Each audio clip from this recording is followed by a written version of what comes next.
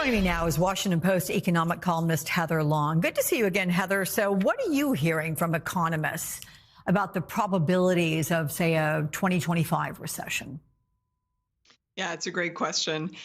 This was really the week that sentiment changed. Obviously, we saw the sell-off in the stock market. We've seen a lot of warning signs in the bond market that growth is going to slow. But what really stood out to me is a lot of companies on Wall Street, even groups like Goldman Sachs that have been very bullish on the economy right now, very bullish on the Trump economy, suddenly changed their tune this week, Alex. And they started sending out notes saying, not that a recession is inevitable, but suddenly they were inching up their forecasts. So instead of, weeks ago, nobody was even talking about the R word, recession. And now a lot of places are saying there's a 30 to 35% chance that it could happen. And the main reason is these tariffs. Not only are they substantial and large, but it's so confusing to understand why we're doing this or what could potentially end this chaotic mess we're in.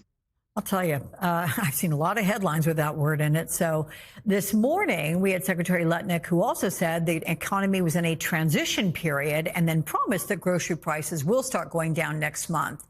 Is there legitimacy to that claim? I mean, when would a transition period end? It's a great question. He called it a transition period. The Treasury Secretary used the word, we're going through a detox period. These are some pretty alarming terms. And I think what's difficult for CEOs or for consumers to understand is, on the one hand, the Trump administration is saying they're going to lower prices, but of course they keep increasing the tariffs. And April 2nd, supposedly, we're going to not only have tariffs on Canada and Mexico, but probably on Europe, India, other countries the president keeps mentioning. And as you and I know, Alex, over 40% of our fresh fruits and vegetables are imported. Certainly a vast number of our car and auto parts are imported. And it's hard to envision that prices are going to go down as long as these tariffs continue to go up. Yeah. And you write that Republicans are hoping to blame any downturn on Biden's economy. Do you think voters are going to buy that? I mean, how long can they keep pointing backwards before saying, okay, we have to own this?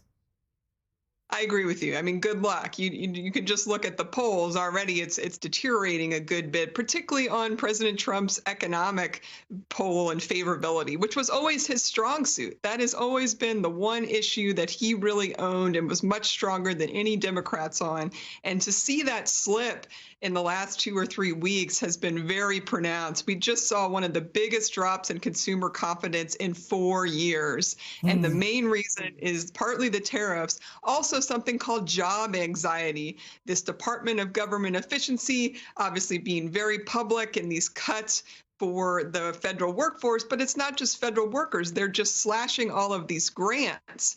And a lot of people forget these grants fund jobs in these research labs, these cancer research labs and in universities and across our nation. And a lot of different industries and sectors are really impacted by these haphazard cuts to grants. It's been very telling to even see some Republican lawmakers frantically picking up the phone and begging the White House to reinstate some of this funding to their home districts. And so I'm just getting calls from people who are worried that they might lose their job soon. And of course, what do you do in that case? The natural reaction is you stop spending because you're very nervous about the next coming months. Yeah. And Donald Trump himself, he is constantly shifting his economic policies, like enacting and then walking back the tariffs and then having carve-outs and all that. Is that shifting increasing the economic uncertainty? 100%. And that's, I think, what really changed in the past week was just CEOs, Wall Street investors, consumers do not understand what's going on in an environment when literally every day this week, the story changed out of the White House. And on top of that, just when you're having people like the Commerce Secretary and the Treasury Secretary coming out in the last few days and saying, basically, don't worry, we still got this under control. Once the fentanyl gets handled at the border, the tariffs will come off. But the president totally contradicts that message. On Friday, he comes out, threatens more tariffs on Canada, and reminds everyone that he is very keen to put on more tariffs for imports from around the world on April 2nd. So I think this April 2nd date is going to be very telling for what is actually going to happen. Got to say, I applaud you as the Washington Post economic columnist, keeping it all straight, because there's been a lot of back and forth. We've been calling it whiplash around here all week long. Anyway, Heather, thank you so much.